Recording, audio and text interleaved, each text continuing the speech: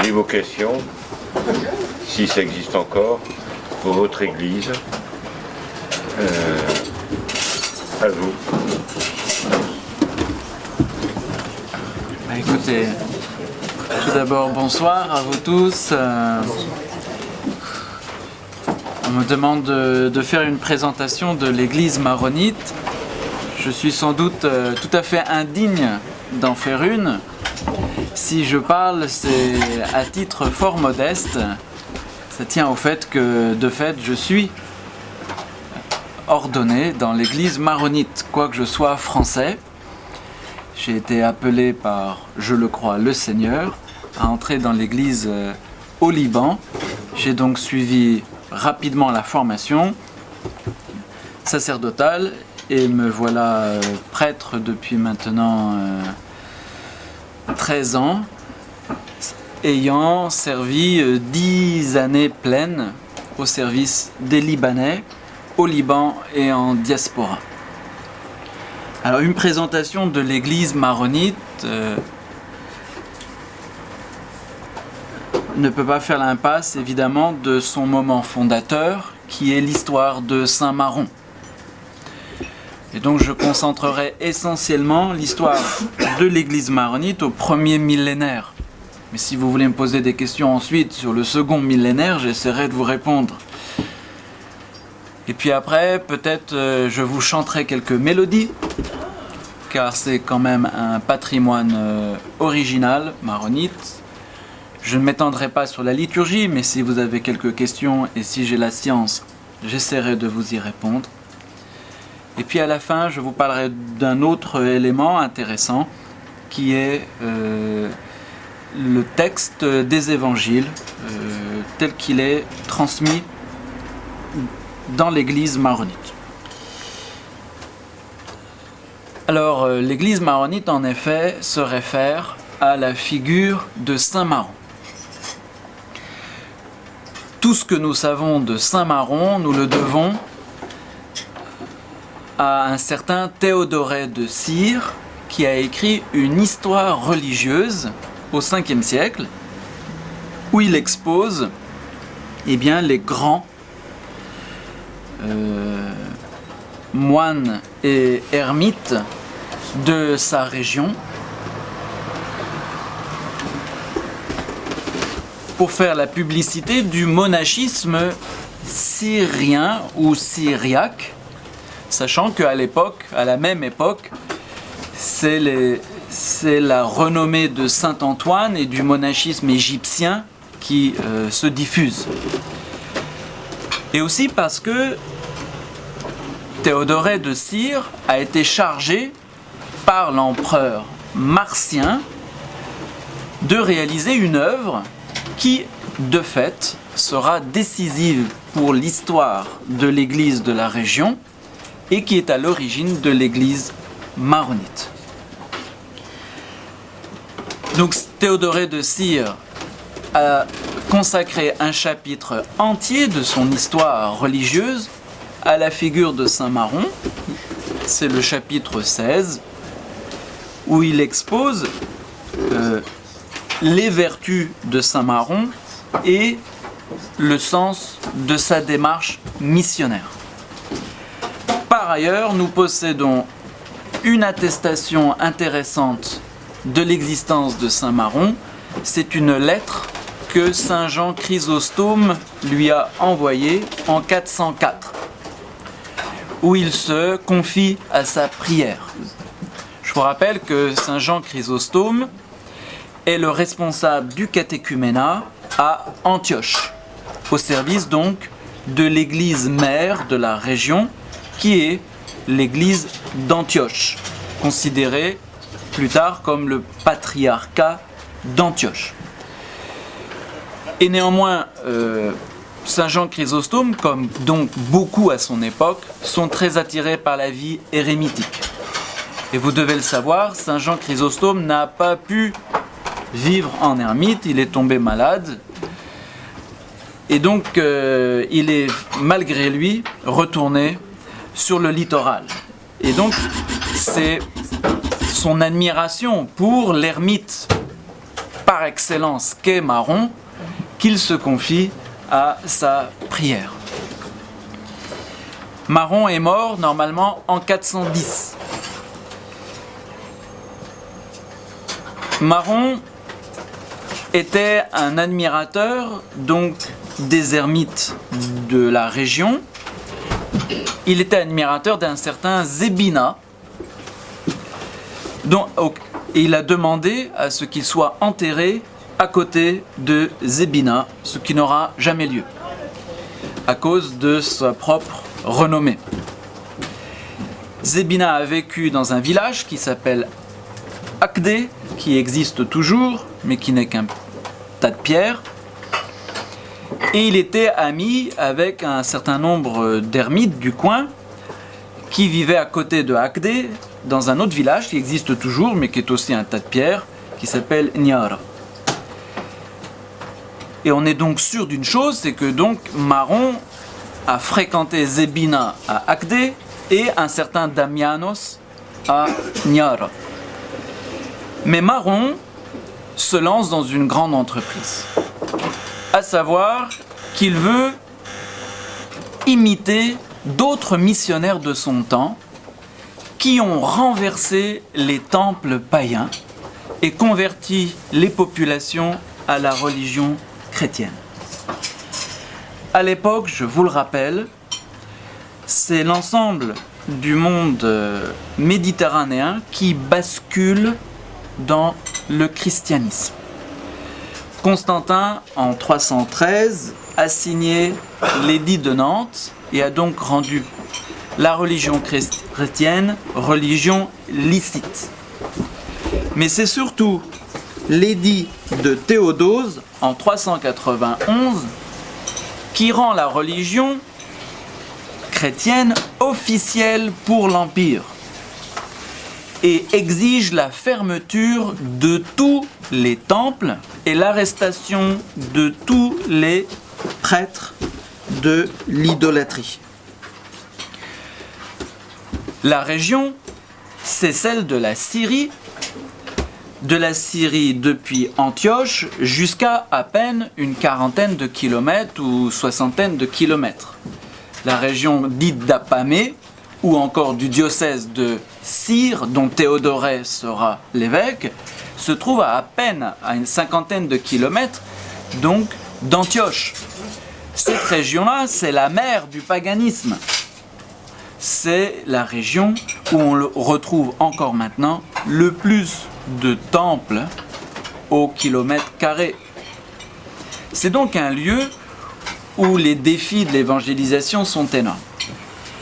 Et Maron décide de s'y lancer en suivant la technique suivante. D'abord, il devait être, semble-t-il, prêtre, au sens où nous, on conçoit le prêtre diocésain, devait être attaché à une paroisse, encore que le concept de paroisse à l'époque n'est pas aussi évident qu'à la nôtre.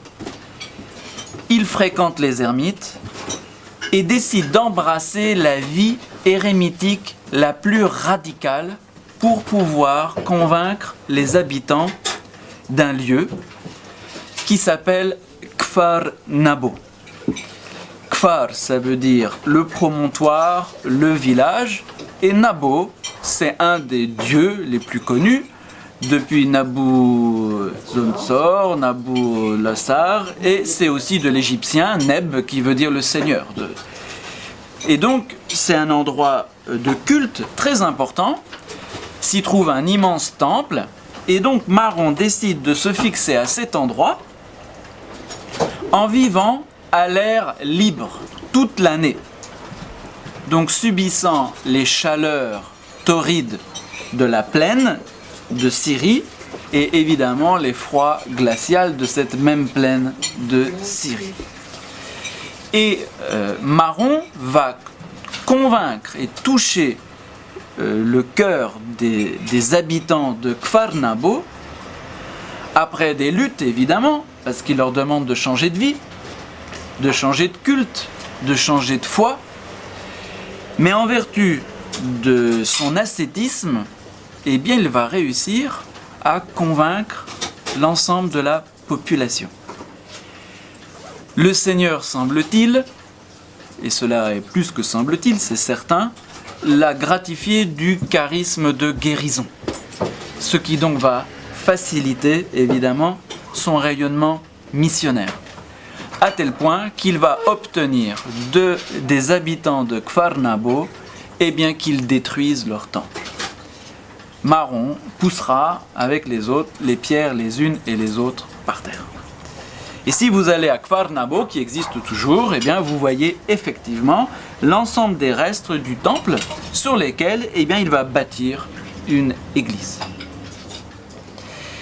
Et donc, à la fois par un ascétisme radical, personnel, parce que s'il, lui, se soumettait à cette discipline, il ne soumettait en aucune manière ses disciples à cette dureté de vie. Par la prédication et par le don de guérison, il va réussir cette œuvre de conversion du temple de Kfar Nabo en une église somptueuse de la région. Quand il meurt, semble-t-il, il meurt d'une maladie bénigne, mais c'était l'heure pour lui. Les habitants de Kfar Nabo se font voler le corps de Saint Maron par la ville d'à côté, qui s'appelle Brad, qui veut dire le lieu froid, le lieu des sources froides, c'est en lien à l'eau. Et Brad, c'est en fait, si vous voulez, la préfecture. C'est le lieu, proprement dit, de l'administration. On y trouve de grands établissements romains ou gréco-romains, byzantins. C'est un peu la grande ville. Et la grande ville va donc piquer à Kfar Nabo le corps de Saint Maron. Si bien, et ils vont... À Brad, il y a toujours les restes d'une des plus grandes basiliques de toute la Syrie. Elle est, semble-t-il, aussi grande que celle de Alep pour Simon le Stylite. Donc c'était pas un petit lieu anodin. Et sur le flanc de cette basilique, ils vont construire un mausolée pour Maron. Et on a enfin retrouvé le sarcophage de Saint Maron. Il suffisait de creuser. Donc on sait exactement où a été déposé le corps de Saint Maron. Devant l'éclat de la sainteté de Saint Maron,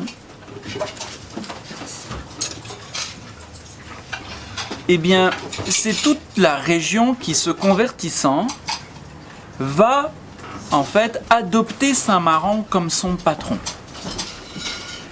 Toute la région va en fait se retrouver et s'identifier au culte qu'elle rend à ce saint ermite qui a renversé les idoles du temple de Kfar Nabo.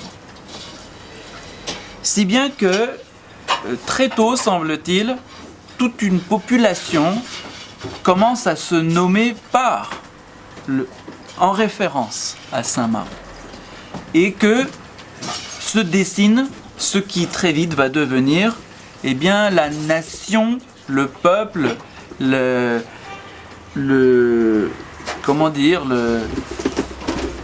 gente maronite. Alors Maron aura bien sûr de grands émules. On en nomme deux. Le premier, c'est un certain Ibrahim, qui fera exactement comme Saint Maron, c'est-à-dire il ira lui aussi au cœur du culte de Baal, qui se trouve au Liban, dans la vallée sainte de l'époque, qui était la vallée du fleuve Adon, tout en haut où se trouve à la montagne, à un endroit qui s'appelle Afka, et c'est là où il va planter sa petite hutte, et il va donc attaquer de front. Imaginez quelqu'un qui irait à Jérusalem pour convertir les Juifs ou à la Mecque pour convertir les musulmans. Il est allé au sommet du fleuve Adon, là où s'écoulaient le long de la vallée du fleuve Adon des festivités au dieu Adonis qui duraient une semaine. Donc c'était le lieu de culte par excellence. Et donc Ibrahim va convertir le nord Liban, d'une part, enfin en tout cas à partir de la vallée sainte de Afka. Je vous raconte pas comment, parce que c'est assez amusant. Et puis un autre, c'est Simon le Stylite lui-même, ou bien un disciple qui porte le même nom que Simon le Stylite, qui va lui être appelé à la rescousse par des habitants du nord Liban, là où se trouve aujourd'hui ce qui reste de la forêt des cèdres, à Psharé ou Hadas el-Jebbe, où il va délivrer la région de la menace des loups. Et donc, le christianisme va en référence directe à Saint-Maron à travers deux figures, la figure de Mar Ibrahim et Mar Sim'an, qu'il s'agisse du Simon Stylite ou un de ses disciples directs, va se diffuser déjà vers le Liban, la renommée maronite. Alors que, effectivement, les Libanais au départ n'ont rien à voir avec la conversion de la population qui habitait les alentours de Apamé. En 451, comme vous le savez, c'est le fameux concile de Chalcédoine qui définit la double nature du Christ. Eh bien, les Maronites, la population qui est autour de Saint-Maron, se range du côté de la doctrine chalcédonienne. Le problème, c'est qu'ils ne sont pas les seuls, il y en a beaucoup qui ne s'y rangent pas du tout. Et donc, l'empereur Marcien, Marcianos, décide de créer dans la région, précisément d'Apamé, et il demande à Théodoré de Cire de superviser ce chantier, de créer un grand couvent dont la tâche sera de répandre la doctrine chalcédonienne. Et Théodoré de Cire va nommer ce couvent au nom de Maron. Et ce sera donc le Beth Maroun, la maison de Maroun. Ce lieu contiendra près de 300 moines. Et ce sera la pépinière de tous les évêques de la région. Parce que le problème de la région, c'est son bilinguisme, son biculturalisme. Le patriarcat d'Antioche n'est grec que sur le littoral. Et le littoral, c'est à peine une petite bande de 10 km, parce que dès qu'on a passé les premières montagnes ou les premières régions proches du littoral, on est en plein univers aramophone. Et il s'agit donc de créer une hiérarchie aramophone orthodoxe chalcédonienne pour pouvoir répandre la doctrine reconnue par l'empereur.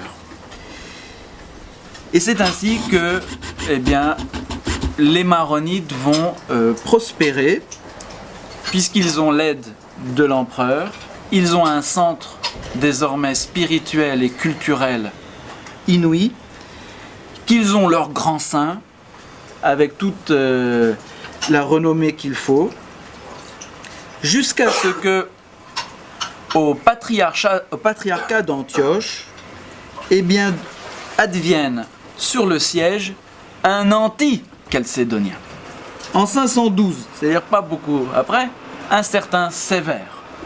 Ce Sévère, sous l'empereur Anastase, va faire la guerre aux Chalcédoniens, et en particulier aux Maronites, si bien qu'il va obtenir la destruction du couvent de Beth Maroun. Et surtout, on célèbre en 517 le martyre de 350 moines de Beth Maroun.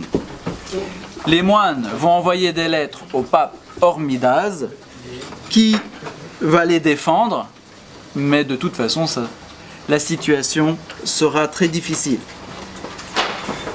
Avec le concile de Constantinople en 553, l'empereur Justinien prend position pour les Chalcédoniens, évidemment, et donc décide la reconstruction de Beth Maroun. Et son successeur, Héraclius, en 610, entourera Beth Maroun de remparts, comme une citadelle, pour le protéger. Seulement voilà, les non-chalcédoniens, eux, eh bien, auront l'amitié de la femme de l'empereur Théodora. Et c'est grâce à elle que plus ou moins un certain Jacob, en 543, créera l'église syriaque non-chalcédonienne. Ce qui leur permettra bien sûr d'avoir beaucoup d'influence et de faire, quand cela leur est possible, eh bien, en sorte de persécuter à nouveau le couvent de Beth Maroun. Sauf que il y a un autre ennemi qui apparaît à cette époque et qui lui va être dévastateur. Eh bien, ce sont d'abord les Perses qui débarquent au début des années 600 et avec eux les musulmans à partir de 635. En 638, c'est la célèbre querelle de la volonté du Christ. Aurait-il eu une ou deux volontés? Et donc on va accuser les maronites d'être monothélites ou monotélètes, enfin de croire qu'ils n'avaient qu'une seule volonté. Vous savez que le concile de Constantinople en 660 tranche la question en définissant que le Christ avait bien deux volontés conformément à ses deux natures. Mais la tension est telle qu'ils vont devoir subir les assauts de tous leurs ennemis. Et c'est pourquoi, dans les années 660 à 690, a lieu une coalition un ensemble de fidèles sous obédience maronite du nord du Liban avec certains de Syrie qu'on va appeler le mouvement Marada. Ce sont des guerriers pour défendre les moines et pour défendre la cause orthodoxe. Et ils vont obtenir de vaincre les Omeyyades, c'est-à-dire les premiers califes de Damas. Et Muawiyah sera en effet obligé de signer avec l'État byzantin des accords qui permettront aux chrétiens protégés par les Maradas ou les Maradites eh bien, de vivre sans avoir à payer tribut, enfin d'être en situation de suprématie. Mais ça ne va pas durer longtemps parce que dès 685, le nouveau calife, Abd el-Malik, fera de nouveau des accords avec Byzantins pour que les Byzantins ne soutiennent plus les Maradas. Les Byzantins même offriront 12 000 des Maradas en exil en Arménie et surtout il y aura des tributs à payer. Ce qui fait que les Libanais du nord Liban et donc du nord de la plaine de Damas vers Apamé vont se trouver en situation eh bien, de faiblesse. Et cette faiblesse augmente avec le problème de la vacance du siège patriarcal à Antioche. Depuis 609, il n'y avait plus personne sur le siège patriarcal à cause des invasions d'abord des Perses. Je rappelle que quand même les Perses ont ravagé Jérusalem, qu'ils ont détruit littéralement. Alors, dans cette situation-là, eh bien, les patriarches antiochiens siégeaient à Constantinople et étaient choisis évidemment par l'Empire. Mais avec les Arabes qui coupent carrément les liens entre Antioche et Byzance, Antioche et Jérusalem, Antioche et même Rome, la vacance du siège est telle que, semble-t-il, en 685, les Maronites, alors en tout semble-t-il donc Beth Maroun, ce qu'il en restait de Beth Maroun, décident d'élire de manière unilatérale un patriarche sur le siège d'Antioche, c'est-à-dire sans l'accord de Byzance. Et ils choisissent pour cela un certain à Batroun, au Liban, depuis déjà 676. Et en représailles de cette élection, Byzance décide la destruction de Beth Maroun. Et là, pour le coup, on célèbre le martyre de 500 moines. Voilà.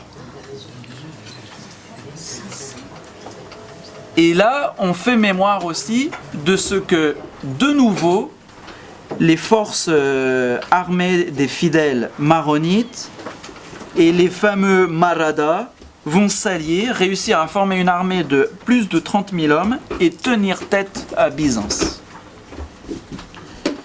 Jusqu'en 694.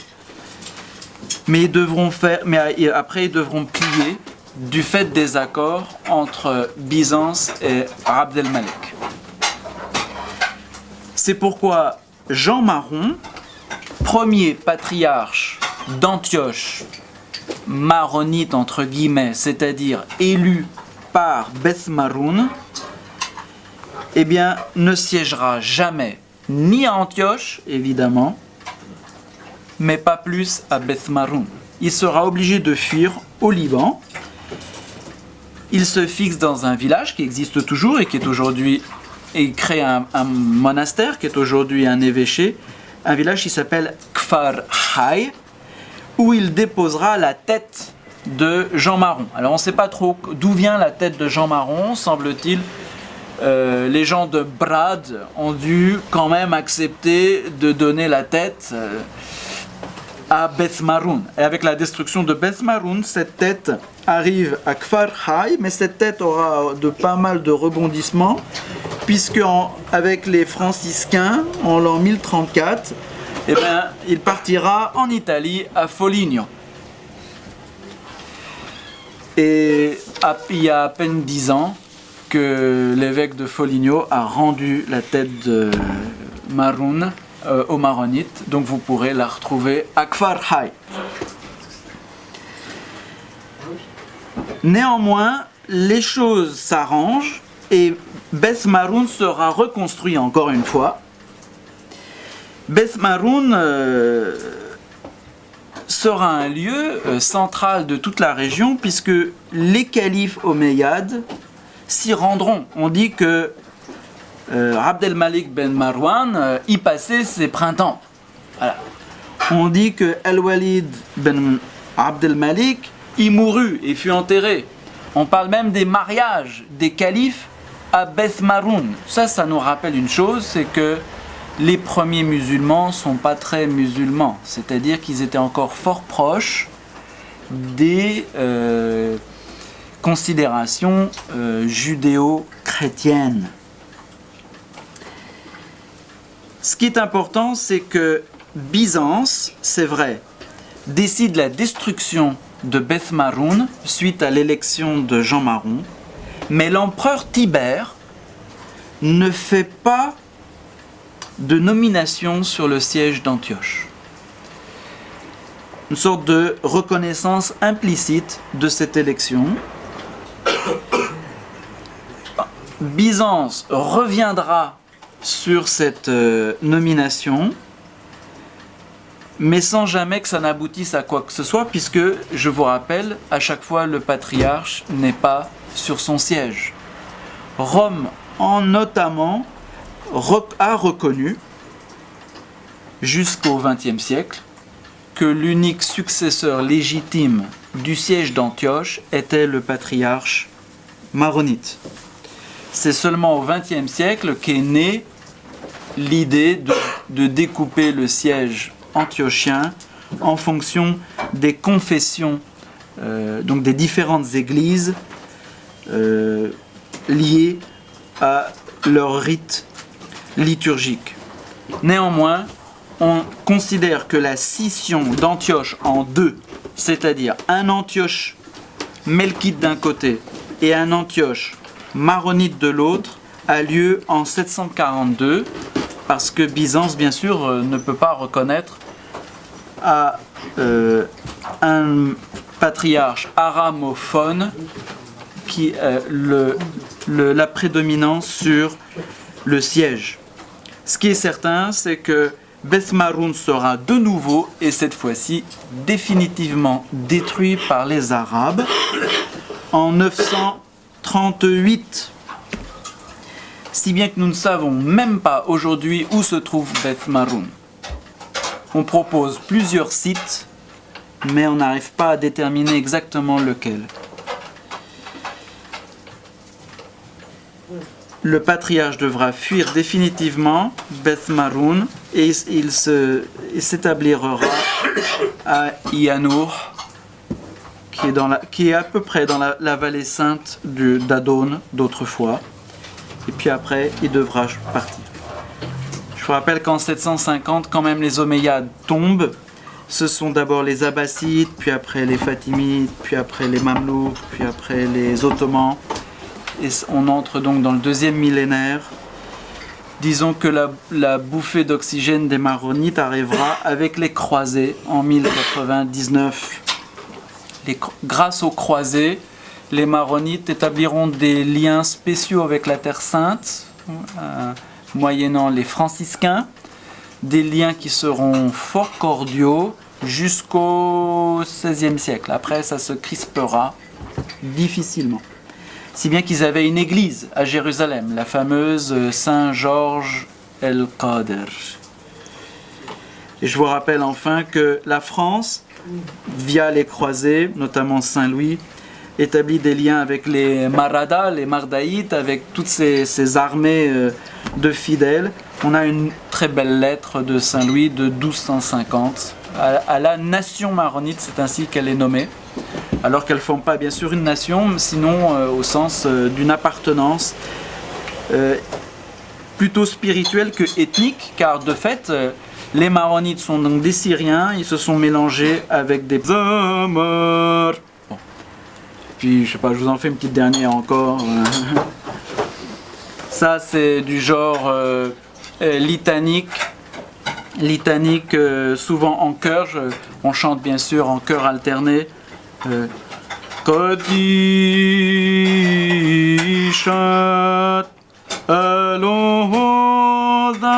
dar lavre makhrez leyaldas kushto dentnahbo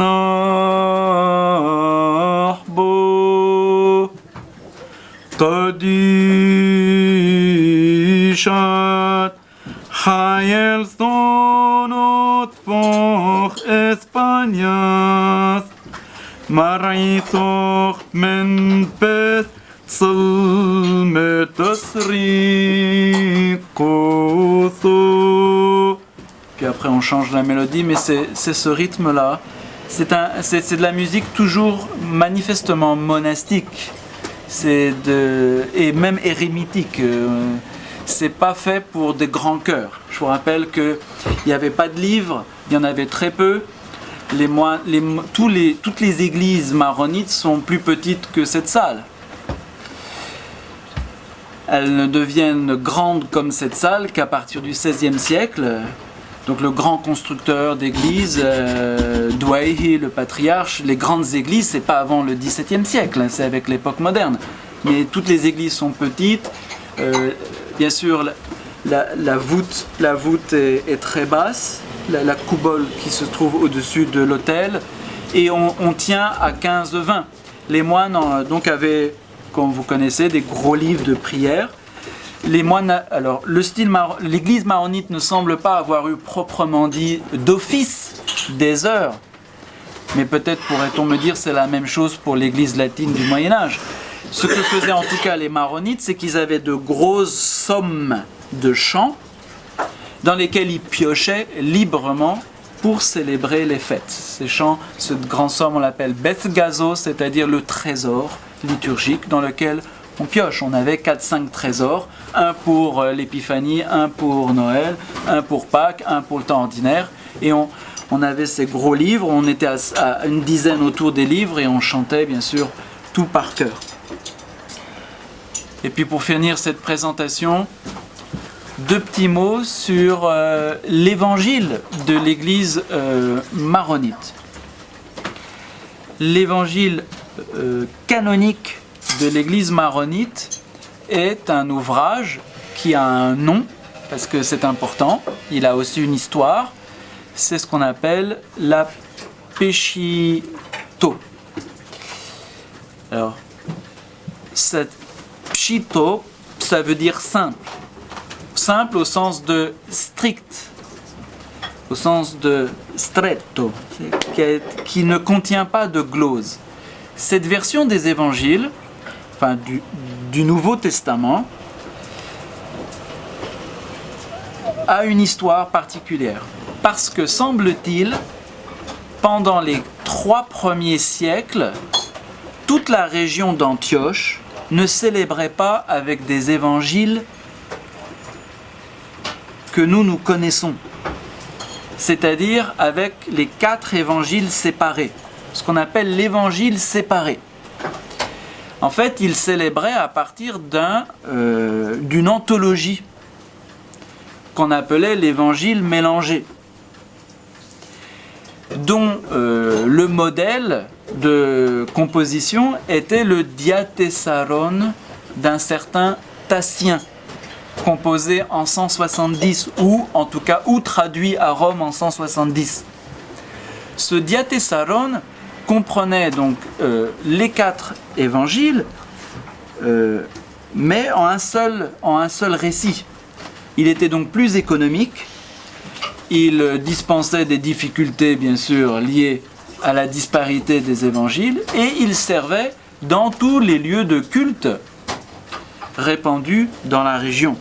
Seuls, en fait, les moines, les monastères, eux, pratiquaient l'évangile séparé. Lors de ces conflits avec Byzance, l'évangile séparé a fait l'objet d'une édition spéciale par un certain évêque de Édesse, un certain Raboula. Et c'est lui qui aurait, semble-t-il, décidé la destruction de tous les évangiles mélangés et l'imposition dans toutes les paroisses de l'évangile séparé, c'est-à-dire les 4 évangiles canoniques. Cette édition, on appelle ça la Peshito. Parce que dans la région ouest de la Syrie, on prononce plutôt en O, alors que la région est, on récite en A. Donc les Chaldéens ont la Pshita, alors que tous les Syriaques ont la Pshito. La Pshito qu'ils suivent, normalement, c'est celle de Raboula. Cette Pshito est intéressante à de nombreux titres. Personnellement, j'en ai fait un usage particulier, c'est-à-dire que en comparant la Pshito et la Pshita, vous avez des signes de ponctuation à l'intérieur du texte qui vous permettent de rétablir la mélodie, enfin le rythme, la rythmisation du texte. Et en vertu de cela, eh bien, j'ai rétabli une forme orale des évangiles, c'est-à-dire la manière dont on transmettait l'évangile, sans doute à l'époque apostolique et après, car on connaissait son évangile par cœur et que la mémoire suppose des techniques bien précises de structuration et que ces rythmes-là, justement notés sur la Peshito et la Peshita, eh bien, nous donnent une bonne idée de ce que va être la structuration rythmique de la récitation du Saint-Évangile. Nous possédons chez les maronites, les patriarches maronites ont possédé un exemplaire orné d'un lectionnaire de Raboula, qui est le plus ancien que nous possédons. Et si un jour vous avez affaire à mes livres, les images qui sont sur mes livres sont les enluminures de cet unique et plus ancien manuscrit que nous possédons, qui est un lectionnaire pour célébrer le texte de la Peshito, c'est-à-dire de l'évangile séparé à l'ancien. Voilà. Je m'arrête là. À vos questions. Il n'y a pas besoin d'applaudir. C'est dans quelle langue? C'est en arabe ou c'est en arabien? C'est dans quelle langue? Ah là on est en araméen, je parle araméen.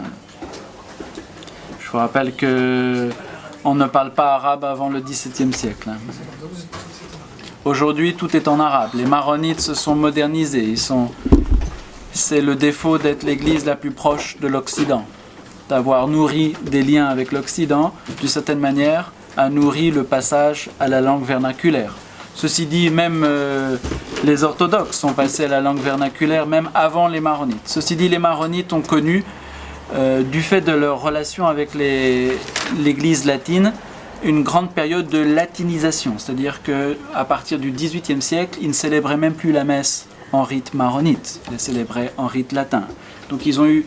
C'est-à-dire que pour payer leur fidélité à Rome, ils ont dû parfois se priver carrément de leur rite. Donc ça a entraîné de grosses perturbations dans la pratique, jusque finalement la dernière réforme, celle de Vatican II, qui a été le retour, entre guillemets, aux sources maronites.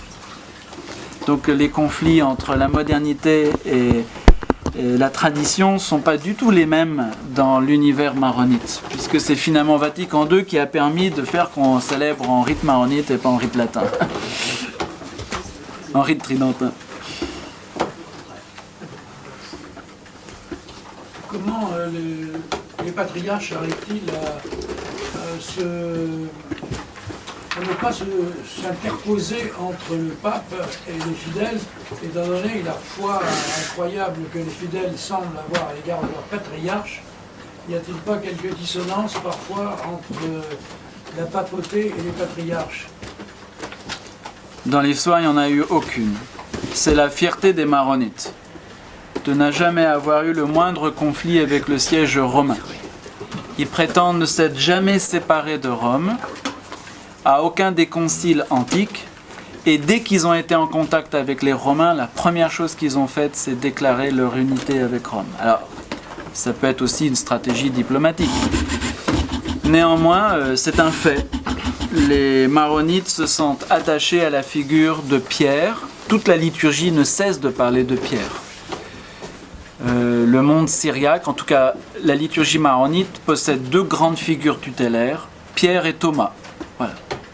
Et donc Thomas c'est le grand apôtre de tout le monde aramophone, hein. Donc c'est lui le grand, c'est l'égal de Pierre, on l'appelle l'égal de Pierre. Donc Pierre et Thomas sont ensemble et par conséquent ils n'ont jamais ressenti le moindre hiatus entre leur fidélité au patriarche qui assure leur identité nationale, historique, et leur fidélité à la doctrine enseignée de la bouche de Pierre. Ils affirment une intégrale union de foi au niveau dogmatique. Alors après, au niveau, bien sûr, de la gouvernance et au niveau des sacrements, ils n'ont aucun problème. Même s'ils ont dû raboter sans cesse leur propre liturgie pour s'aligner à celle des latins. Mais ils l'ont fait, semble-t-il, toujours de bon cœur, même si après, bien sûr, ça peut créer des problèmes d'identité.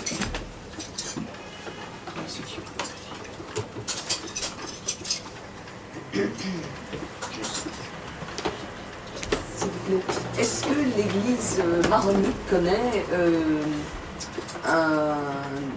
dépassation de la foi et avec un renouvellement de prêtres et d'évêques difficile à nos jours comme nous l'avons en Occident? Écoutez, à ma connaissance, il y a maronite. Paraît-il, depuis les 10 dernières années, il y a une petite baisse, due à la sécularisation grandissante des Libanais eux-mêmes. Ils n'échappent pas à ce phénomène. Due aussi à l'exode. Parce qu'il faut connaître les chiffres. Les maronites étaient 70% de la population en 50. Ils étaient 50 de la population en 80. Aujourd'hui, ils sont 30% de la population. Donc évidemment, les vocations baissent aussi. Mais l'Orient n'est pas en crise de foi comme l'Occident. Pour deux raisons. L'une en leur défaveur et une autre en leur faveur. L'une en leur défaveur, c'est qu'ils sont en retard. C'est-à-dire que le niveau de rationalisation des mentalités, de développement scientifique, des individus, de sécularisation des esprits n'est pas aussi avancé que chez nous. Donc effectivement, ils ont les orientaux et les arabes que nous connaissons ont tous ce qu'on peut appeler déjà la religion naturelle évidente. Ça, c'est un premier point qui est en leur défaveur au sens. Mais ensuite, c'est un second point qui est en leur faveur, c'est qu'ils voient les désastres de la sécularisation en Occident. Et donc, ils prennent conscience, ils ont une plus haute conscience qu'un occidental moyen de la relation qui existe entre culture et religion. Et par conséquent, un plus grand attachement à la religion au sein même de la démarche culturelle. C'est aussi le fait d'être confronté à diverses religions qui impliquent diversement des comportements culturels qui leur permettent d'avoir une intelligence plus aiguë du rapport qui existe entre religion et culture. Et donc pour un Libanais, travailler les mathématiques, c'est davantage être chrétien que être athée. Alors que pour un Français, c'est le contraire. Oui, alors que parce que l'athéisme a envahi le monde de la science, mais pour un oriental, la science, c'est le christianisme. D'abord, avant d'être le monde occidental et son athéisme. D'ailleurs, ils ne conçoivent pas que le monde occidental soit athée. Ils le découvrent que quand ils arrivent. C'est-à-dire qu'ils n'y croient pas. Même en regardant par la télé ou en regardant les livres, en entendant les autres, ils n'arrivent pas à y comprendre. C'est quand ils arrivent ici qu'ils se disent « Ah bon ? C'est vraiment comme ça ?» La question de l'ordination de Jean Marié, comment ça se pose dans l'Église maronite par rapport à comment vous voyez cette question? Alors, la question du sacerdoce des hommes mariés.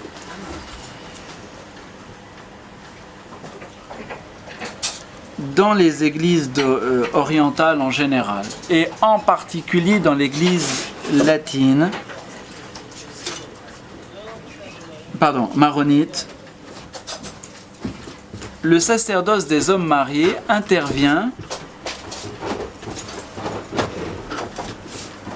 d'abord comme un pis-aller au manque de moines pour le service des fidèles. C'est-à-dire que la mentalité d'origine du sacerdoce est une mentalité monastique. On est consacré à Dieu et les moines servent les villages qui sont autour. Mais comme il manque des prêtres, parce que les paroisses grandissent, parce que la population augmente, alors va naître peu à peu la figure du prêtre séculier. Enfin, il faut savoir que la figure du prêtre séculier, c'est-à-dire le prêtre qui est au milieu du monde pour servir les laïcs, c'est d'abord d'origine latine. Même chez nous, c'est lié à la réforme de Trente. Et les maronites ont reçu ça de l'application du concile de Trente aux institutions maronites, au fameux concile dit maronite. Alors comment cela se passait à l'origine? C'est très simple, c'est qu'on manquait de prêtres et donc on choisissait un père de famille qui avait bien rempli sa vie, dont toute la famille avait témoigné de sa piété, et alors on l'élevait sur les autels pour le service du village. C'est tout nouveau, ça fait à peine 20 ans qu'apparaît une nouvelle problématique, c'est-à-dire des jeunes gens qui veulent à la fois se marier et être prêtres. Mais avant 30 ans, ça n'existait pas. On était soit consacré dès le départ, ou bien on était consacré au terme de sa vie familiale, parce que les gens témoignaient de la piété de la personne, et qu'on en avait besoin. Alors aujourd'hui, en effet, on est confronté à une nouvelle configuration.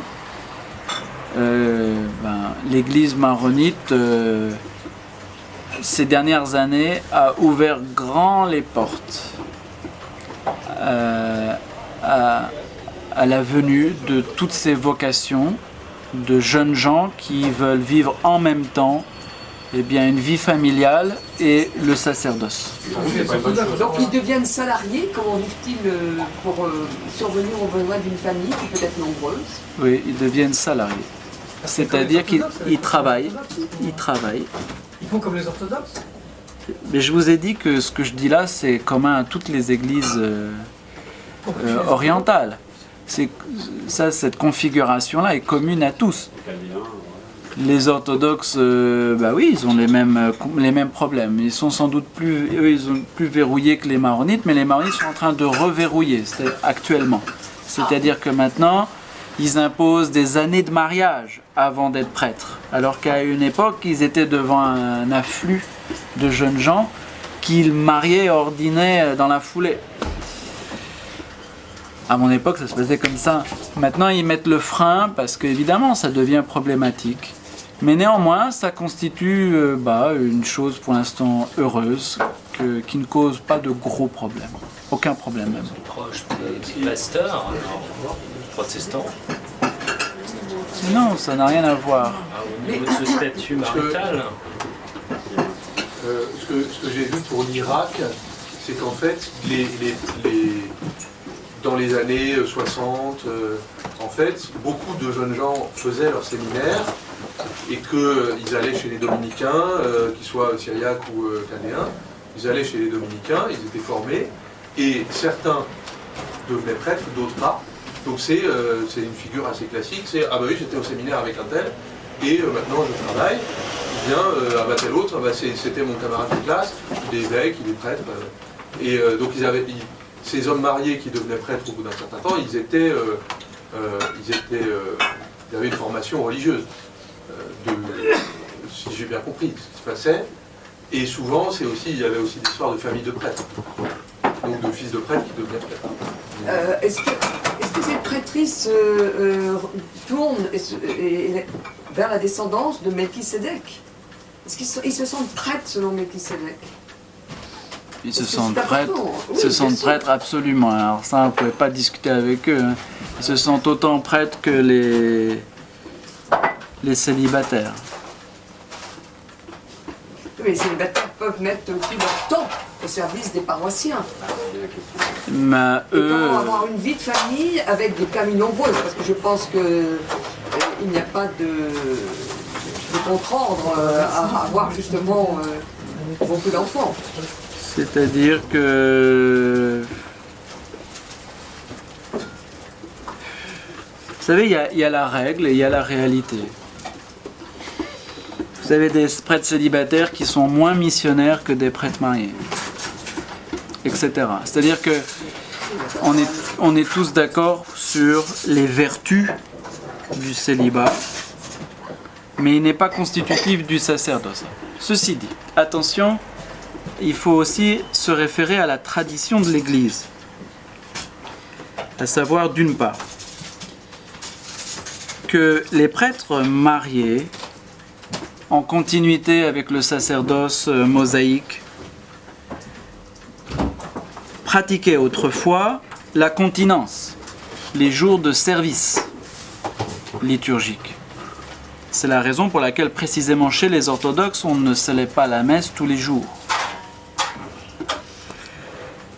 Aujourd'hui, dans les mentalités contemporaines, évidemment, ce genre de considérations sont complètement absentes. La seule chose qui est conservée, c'est que consécration sacerdotale rend impossible une autre consécration, et par conséquent le mariage. C'est-à-dire qu'ils ne pourront pas se remarier s'ils deviennent veufs. Et elle rend aussi impossible l'épiscopat, considérant que l'épiscopat est en soi la consécration totale et définitive et la conformation au Christ. Voilà.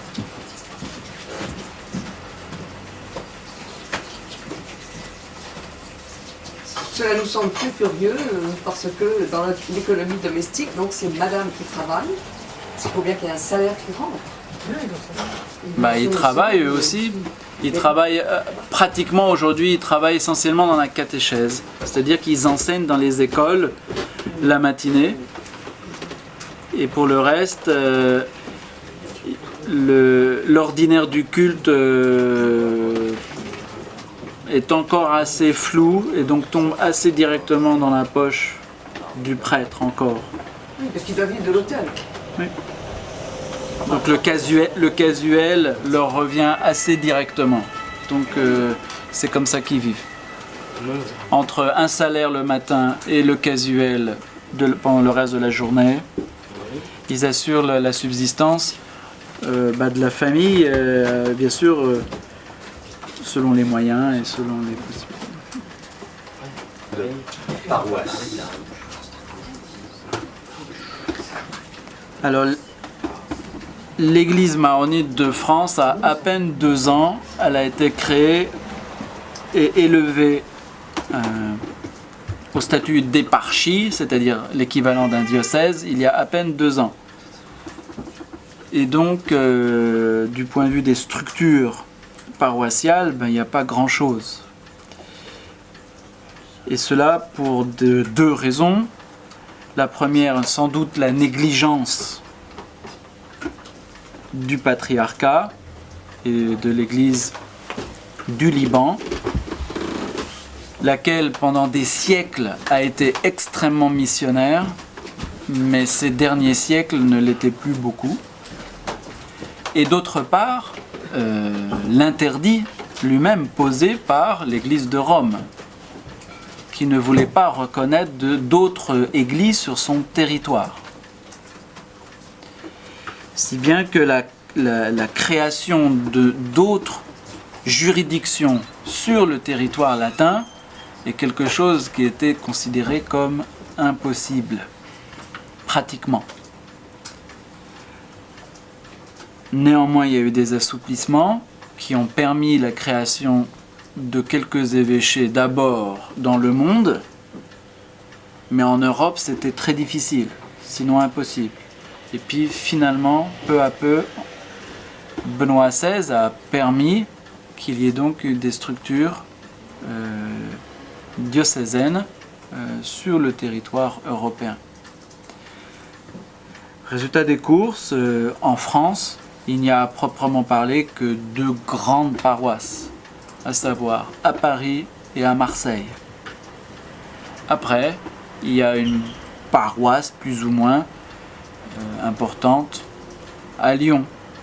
Et puis ensuite, vous avez plein de mini-communautés dispersées dans les diverses villes de France, mais qui n'ont jamais eu de structure stable. C'était toujours à la faveur de la présence d'un prêtre dans la région pour une raison X ou Y.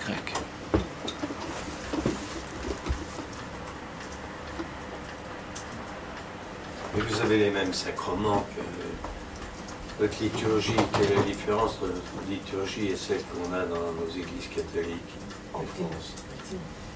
Alors, les sacrements, nous suivons la doctrine des 7 sacrements de l'église latine. Oui. Nous n'avons pas la même liturgie, mais nous avons les 7 sacrements, oui.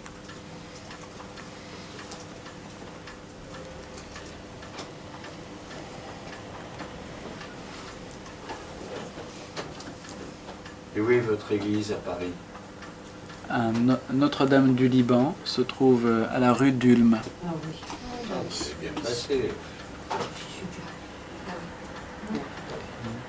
Oui, mais vous voyez, c'est un hasard de l'histoire. C'est l'État français qui a prêté cette église aux Maronites en faisant en sorte que ça ne soit qu'une paroisse et que ce soit l'unique. C'est-à-dire que c'est l'État français qui s'est engagé à l'égard du patriarcat au début du siècle dernier. Enfin, à la fin du siècle d'avant et au début du siècle dernier. C'est pas que l'Église se soit constituée elle-même. Même pas. Les Maronites, paraît-il, étaient d'abord dans le Sénat. Ils célébraient la messe dans la chapelle du Sénat. Puis les sénateurs trouvaient qu'ils faisaient trop de bruit. Alors ils leur ont prêté cette église qui est une ancienne église jésuite. Si bien que les locaux sont à la République française. Et tout ne se fait que par le biais de l'État. C'est notre cas, puisque c'est le ministre des Cultes qui est le ministre de l'Intérieur, qui même jusqu'à Benoît XVI adressait la liste de tous les prêtres qui pouvaient être pontifiables. Et quand, donc bien choisis, bien sélectionnés, selon les vertus, les critères de la République.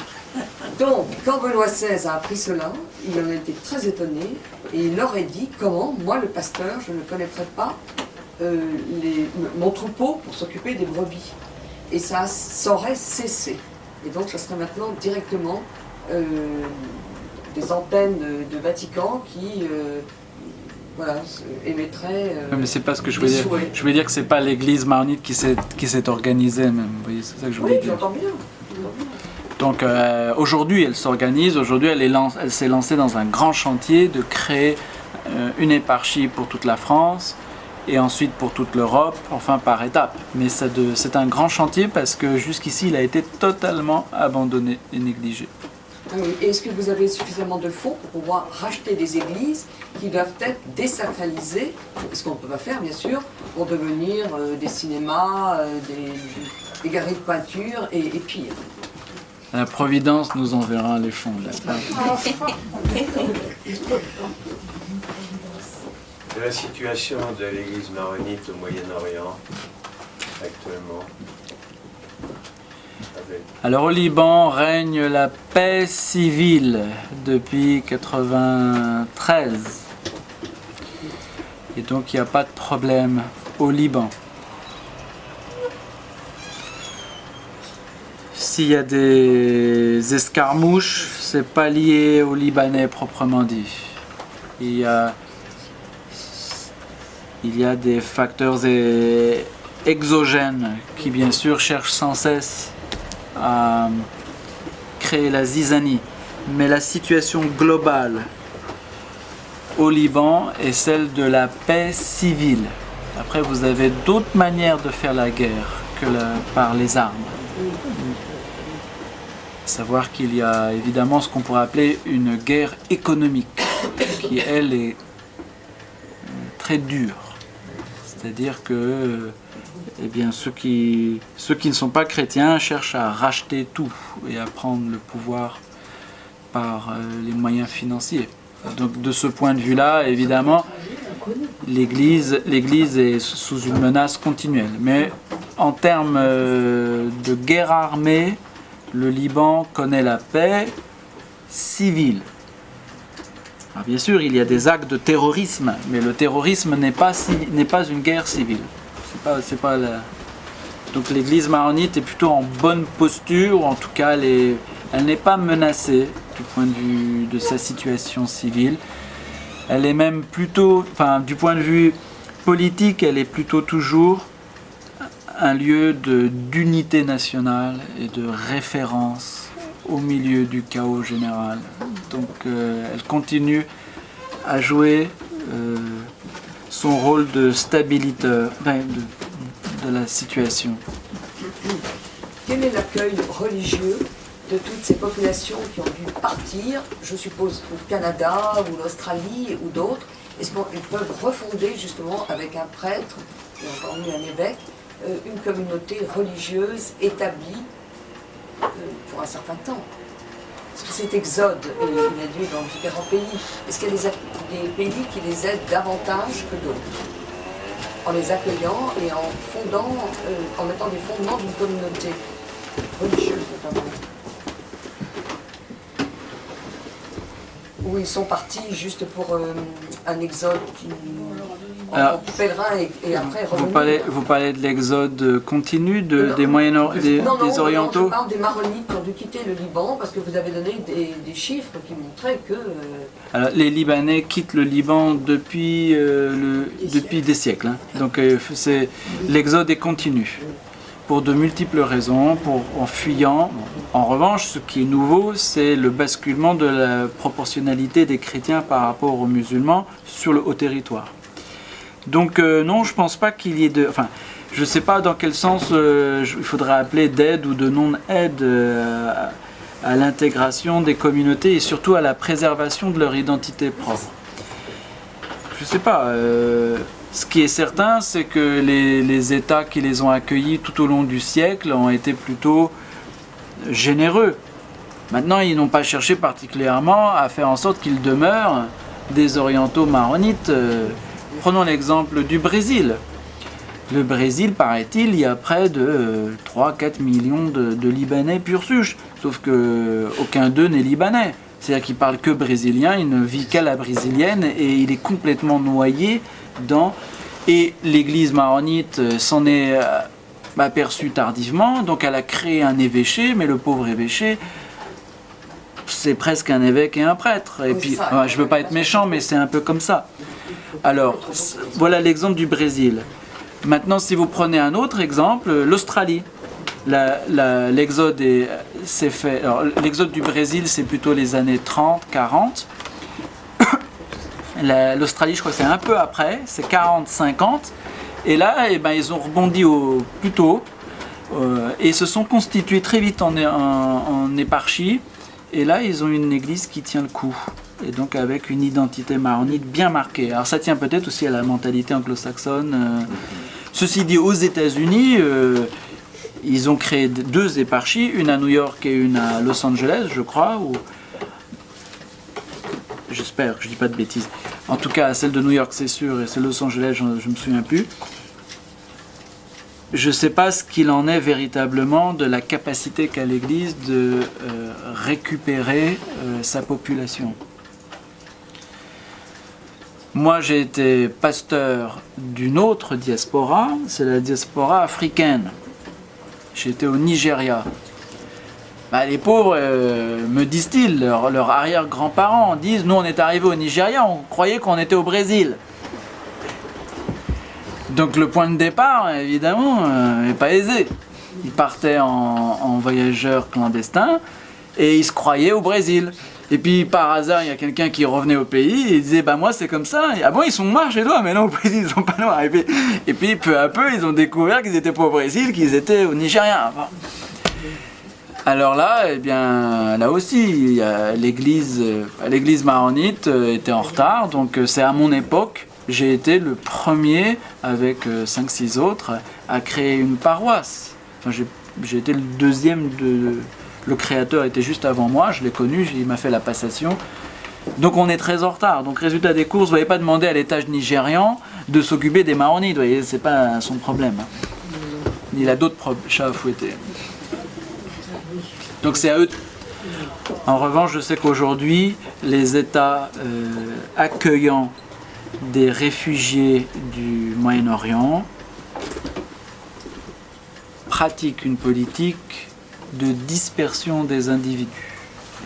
Mais cette pratique a été aussi celle des États-Unis dans les années 20-30, c'est-à-dire en faire en sorte que les personnes ne puissent pas se regrouper, mais au contraire se fondre dans la nation, la nouvelle.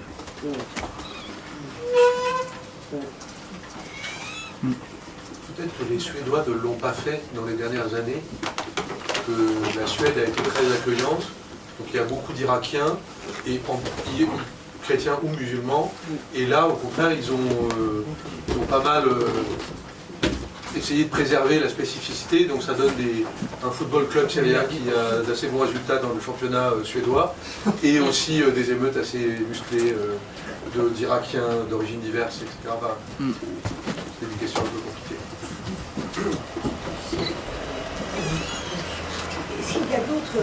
Il n'y a que les marronniers. Non, il y a toutes les confessions que vous voulez. Elles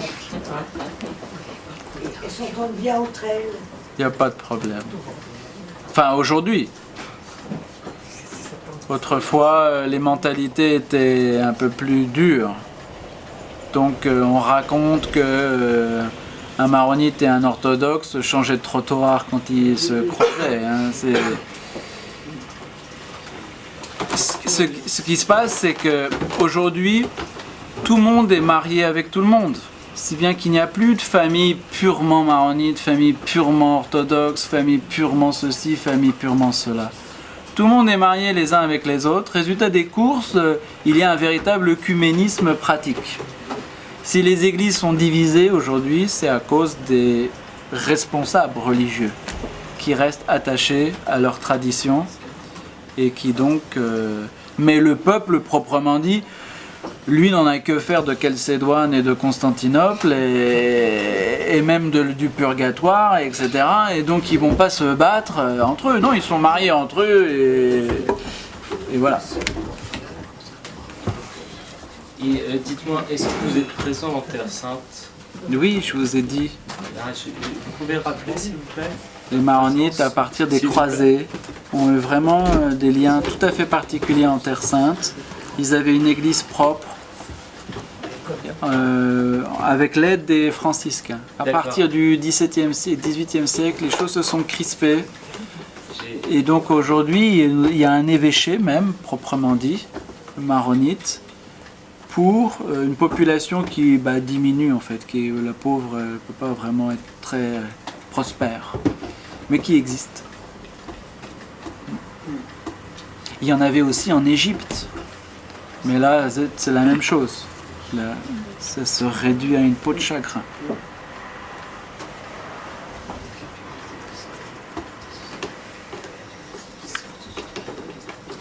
Autre question? Alors, vous pouvez présenter vos livres. Non, Si. mais non, ça n'a rien à voir.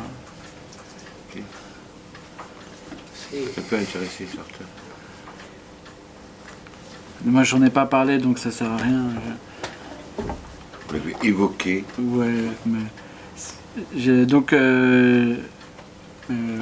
produit des ouvrages, mais si vous êtes vraiment un grand amoureux de la parole de Dieu, j'ai avec moi la traduction de Matthieu, Luc et Jean. Vous pouvez choisir. Restituée de manière orale, telle que on peut le faire à partir des manuscrits syriaques justement, et à partir de l'application des principes anthropologiques de l'oralité découverts et fixés par Marcel Jousse. Donc si vous êtes un amoureux de Saint Jean, ou un amoureux de Matthieu, ou un amoureux de Luc, vous pouvez embarquer un de mes livres. Voilà. Je vous préviens que je les offre, je ne demande aucun sou. Si vous les offrez, alors le père a une œuvre pour un monastère italien, vous pouvez lui offrir. C'est le premier compagnon de Don Gérard qui a fondé un monastère bénédictin à la frontière en Italie, dans le diocèse d'Imperia.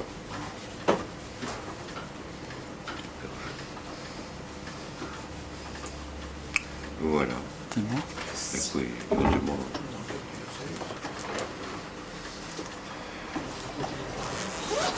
Pas d'autres questions sur les maronites? Alors,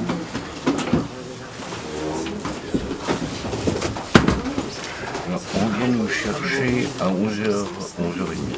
Qui donc? Des amis de Polo. Polo n'est pas là. Mais il y a Vincent là. Tu me ramènes toi? Ah d'accord.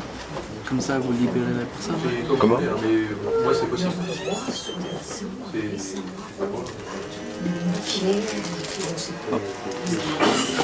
Un, deux, deux.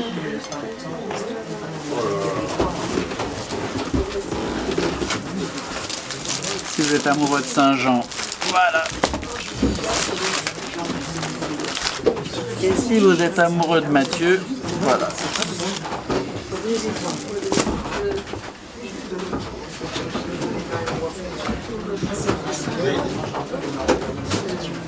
C'est pas une traduction spéciale, parce que maintenant, des journaux comme Le Monde disent que ce qu'on lit, nous, l'évangile, ça n'a rien à voir, que ça a été écrit en grec ou je sais pas quoi, qu'on l'a mal traduit. Vous, c'est simple. Vous avez pris quel évangile? Je vous l'ai dit, c'est la Peshitta. La Peshito et Peshita. Oui, mais.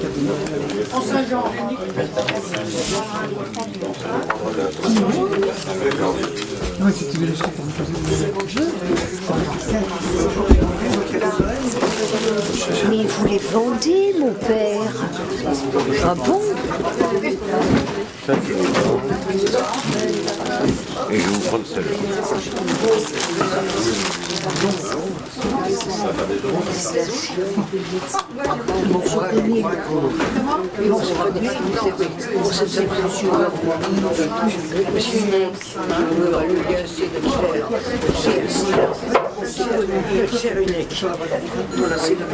Le voyage?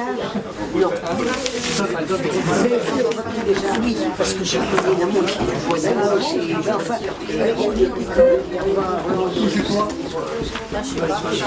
en fait, il n'est pas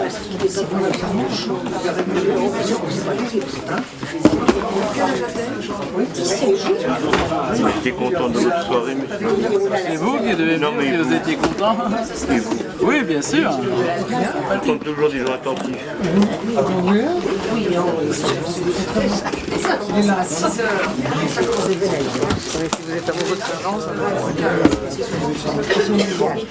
c'est la différence selon Saint-Matthieu, selon Saint-Jean.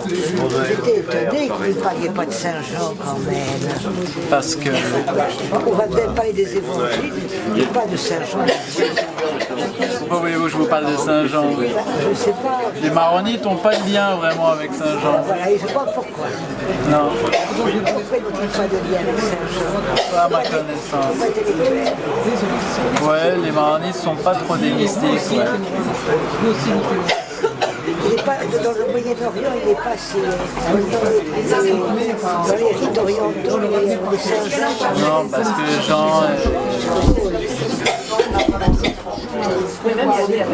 Enfin, je sais pas comment vous dire, ouais.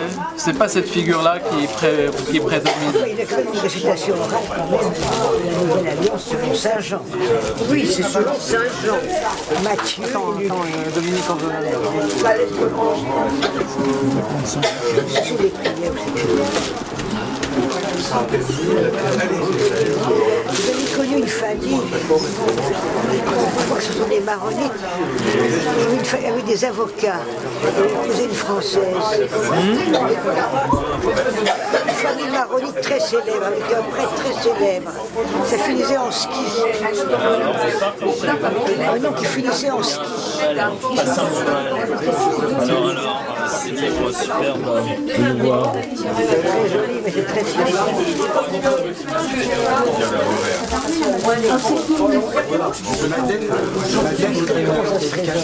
Dédicace pour Madeleine.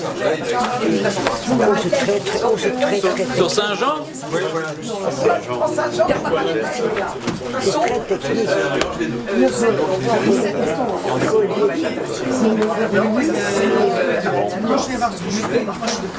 C'est très très spécial.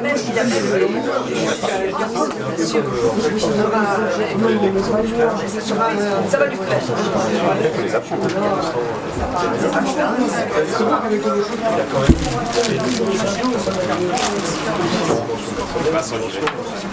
Joyeux Noël. Au revoir, Père. Bon Noël.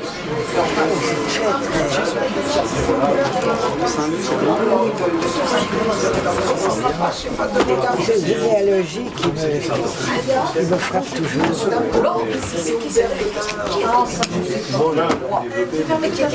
Ça, j'ai jamais compris ça, jamais. Un jour, je l'expliquerai.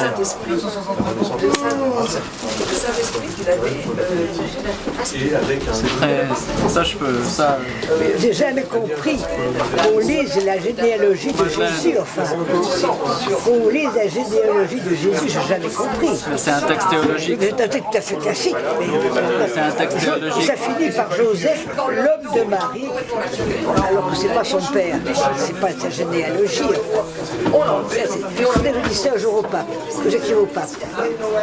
Je trouve qu'on n'a pas à lire la généalogie de Jésus.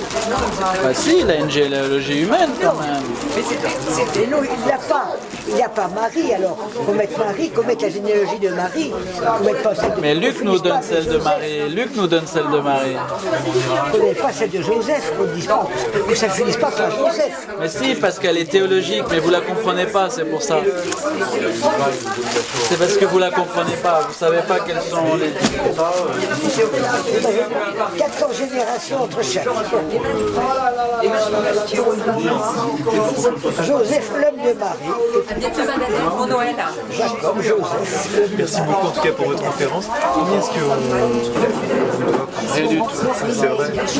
Allez, Odile. Oui, d'accord. Pour la conférence. Oui, merci toi aussi. Voilà, merci Odile.